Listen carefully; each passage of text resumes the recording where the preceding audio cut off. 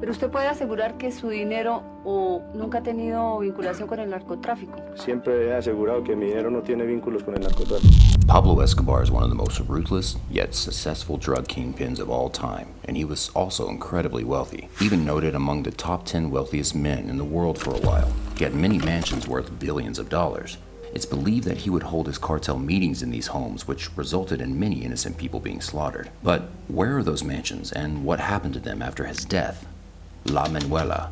It was said that Escobar would ship as much as 15 tons of drugs into the US from Colombia daily and would make around $810 every second. When Escobar wasn't busy making money, he was busy hiding it, and one of the places he loved to hide his incredible fortune was within the very lavish and exquisite La Manuela. It was a 20-acre serene escape near water that was the perfect spot for Escobar to go and find relief from the craziness of his daily life. But it wasn't the kind of vacation home that you may be imagining. It was heavily guarded and surrounded by towers. He wanted to be certain that nobody entered his property without his knowledge. La Manuela was named after Escobar's beloved daughter, Manuela, and is said to have been his second favorite home in his collection. It was less like a home and more like a luxury resort. The estate was surrounded by a pool and featured a soccer field, as well as tennis courts. There was a special area where Escobar could drive his motorcycles around freely with his friends. He even had special trees imported from different countries that were planted on the property. The estate featured stables and a fancy guest house. Escobar truly thought of every little detail when it came to this property, both inside and outside the home. The walls even featured a special double-paneled compartment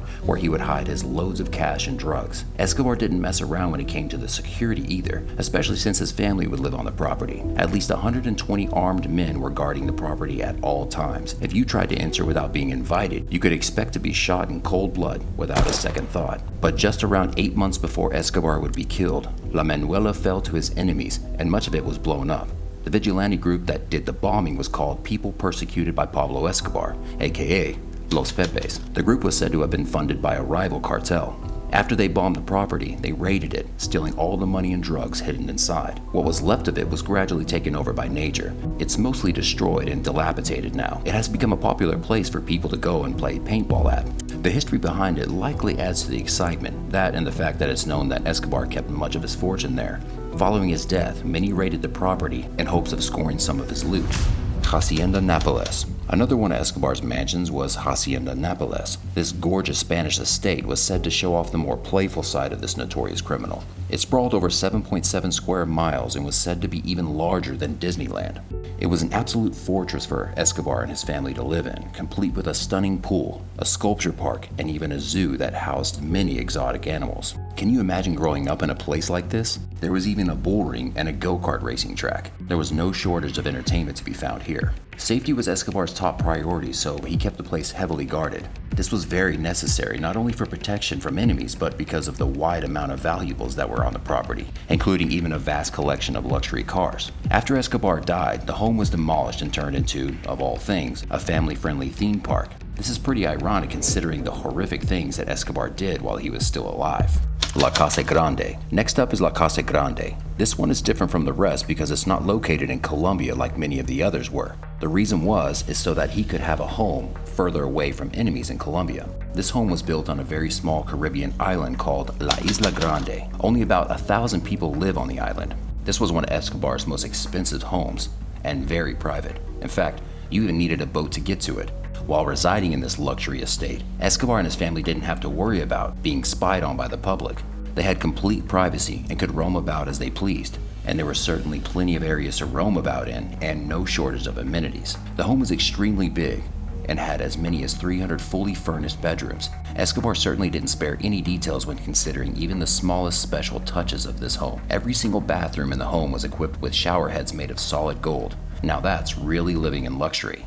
Escobar was quite literally rolling in cash, so nothing was holding him back from building the home of his dreams, and he spared no expense. It was only the best of the best for him and his family. When considering how he wanted his home to be built, he took the time to think about future parties he would hold here. That's why he decided to include a beautiful swimming pool, a helicopter landing pad, and a dock for parking boats.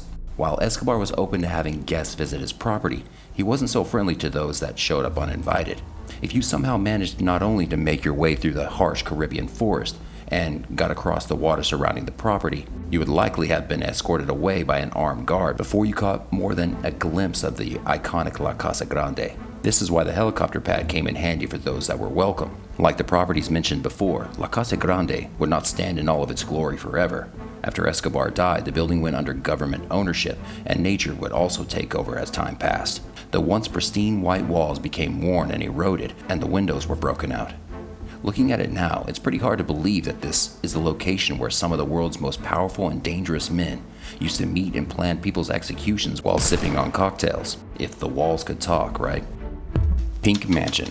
Escobar even had a property in Miami Beach. It was incredibly stunning and known as the Pink Mansion. The Pink Mansion was a beautiful 30,000 square foot property located by the waterfront. Despite its rather unique and noticeable color, Escobar used this building as one of his favorite hideouts while he was on the run from the authorities and other various enemies. The home was built in 1948 and had 4 bedrooms and 6 bathrooms. Over 2,000 square footage would later be added to the home during a renovation.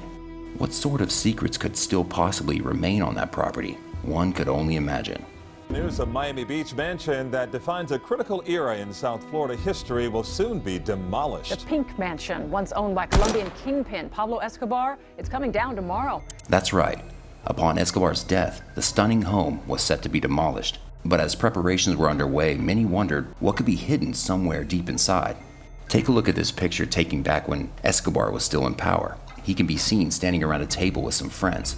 The table is entirely covered with stack after stack of cash. The empty lot went through multiple different people's hands before finally ending up on the market for 5 years and ultimately being sold for a whopping $10.9 million.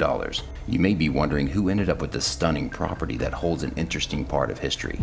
Well, it ended up getting sold to Christian de Boudoir. This 63-year-old is the owner of the chain Chicken Kitchen, and he got it for an absolute steal considering it was first listed for $21 million. But he seemed to be more interested in the history of the home and what could be hidden there than the property itself. So I can break some news to you today. They actually did find something. Actually, they found 2 things, but what those things are and where they found them right now is a secret because it's part of a documentary they're filming. Can you imagine handing over millions and purchasing a new property while not knowing if an actual corpse can be hidden somewhere inside? That was the actual reality for Christian de Boudoir, but he didn't seem to mind. Okay, so how's that for a list of possibilities? We don't know what it is. We do know that somehow it's important forensically. It did go to detectives in a way. I want to point out this huge banyan tree. You may not be able to see it so much in the dark, but that actually stays dead center. They're going to try to do something around the banyan tree. Demolition begins at 10 o'clock tomorrow morning. And if you want to take another look at some of the photos we took inside today, just head over to local10.com and check out the slideshow we've put up for you. So what exactly did they end up finding? Christian de Boudoir says it was locked in a metal safe hidden beneath where the entrance of the home once stood. It was discovered by a man operating an excavator during the demolition. The safe was incredibly heavy, weighing approximately 700 pounds, and it was transported to the bank where it will remain until the rest of the renovation is complete. We'll have to wait until we find out just what the safe contained. Monaco building. It's also important to note that Escobar didn't need every one of his personal properties to be especially luxurious either. An example of that fact is the Monaco building located in Medellin. From the outside looking in, you would probably think it's just a standard office building, but this is actually the place Escobar called home for several years. This property has a plain gray exterior and 6 different stories. While it might not look like much from the outside, it was said to be well decorated and fully decked out. Unfortunately for Escobar, it was targeted by a rival drug gang in 1988 and was bombed. While the building wasn't entirely destroyed, Escobar had to leave it behind and find a safer residence.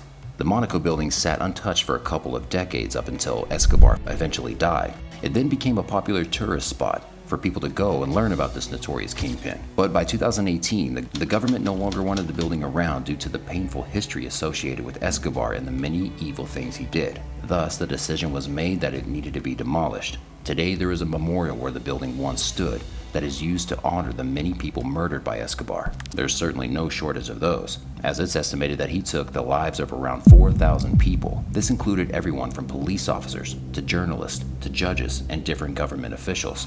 Hotel Escobar. Now moving on to the infamous Hotel Escobar. It's no secret that Escobar lived a very dangerous life and was constantly making decisions that could either result in him being killed or winding up in jail for the rest of his life. He was well aware of this, but somehow he always managed to get himself out of trouble time and time again. Part of his way of doing this was making very smart and very strategic moves. He wanted to avoid being extradited to the United States at all costs, so he ended up using his sizable fortune and influence to convince local authorities to make a deal with him. He would build his own prison to avoid extradition. He would be imprisoned within the property and not be allowed to leave. However, this imprisonment would be on his own terms. Best of all, he could make it just as luxurious as he pleased, and that's exactly what he did. Now, this is completely different from any sort of prison you've ever seen. First of all, it had an incredible, beautiful setting situated by the mountains. This was done strategically to avoid enemies trying to attack by air. It was also guarded by men that Escobar hired himself. Obviously, Escobar wasn't spending his days sitting around in any sort of a cell. He was able to move freely throughout the property. People called the prison Hotel Escobar because they deemed it the same sort of quality as one of the grandest hotels. Who wouldn't mind being in prison if this is the type of treatment you're getting?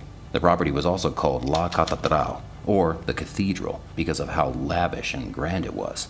Hotel Escobar was less like a prison and more like a luxurious fortress that Escobar locked himself into. He continued his dark work within the walls by ordering around those on the outside that were allegiant to him. There was no shortage of amenities on the property, and certainly enough things to keep the drug king well entertained. He had access to a jacuzzi, a waterfall, and even an entire football field. Escobar would also continue welcoming guests onto the property, even while he was supposed to be serving his prison time, and the property was certainly built for entertainment.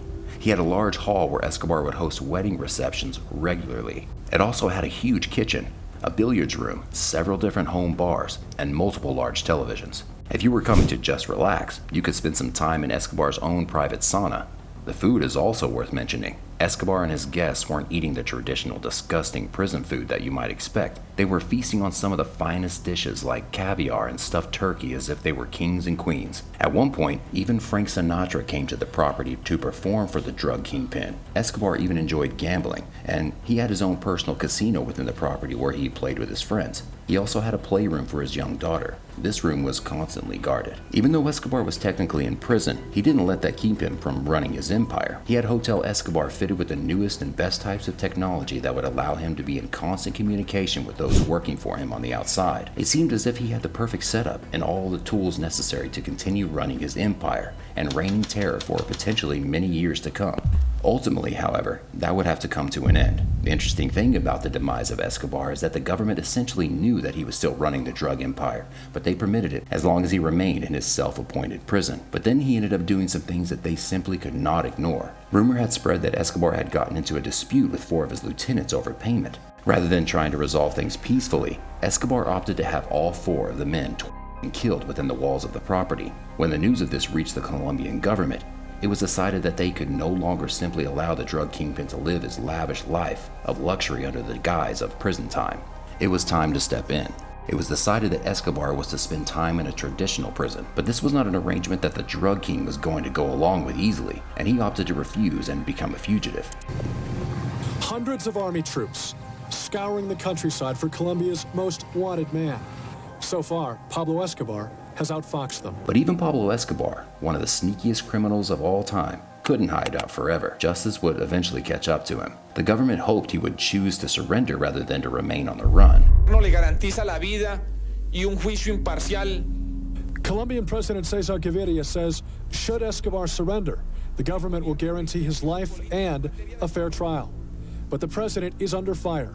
His army blamed for the escape, his credibility staked on capturing the boss of the Medellin cartel. Many thought there was no chance of ever finding Escobar again, and that he likely already fled to a different nation. Come and go, but most Colombians believe Pablo Escobar is long gone. If the government has a plan to find Pablo Escobar, it's a secret. But it's clear the manhunt is centered in the foothills of the Andes Mountains, where Escobar has sought refuge before and might be hiding again. While it might not have seemed like it at the time, the government did have a plan, and it was already well underway. Pablo Escobar would not spite law enforcement for long. When it soon became clear that Escobar was not planning to surrender, it was time for a change of plans. As a result, plan number 2 went underway. That plan was to take out Escobar completely.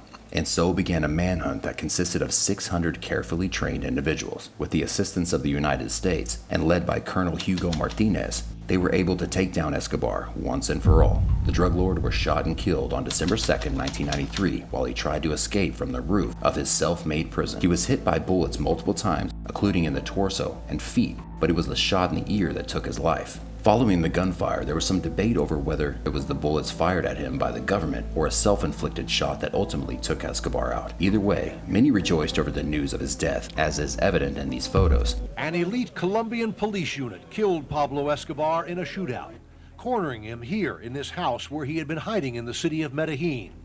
Police found Escobar after tracing his phone calls.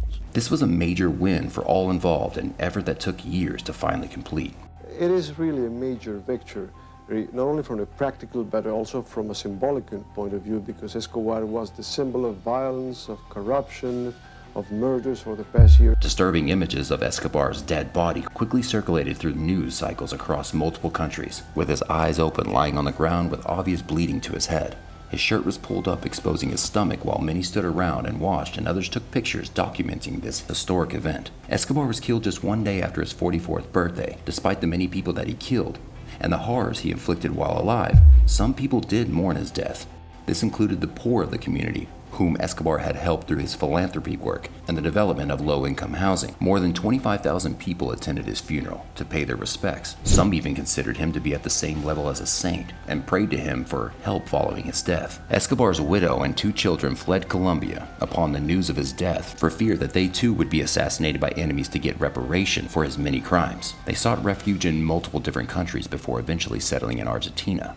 They have since come forward to speak out against the criminal activity of Escobar. Thanks for watching, and don't forget to subscribe.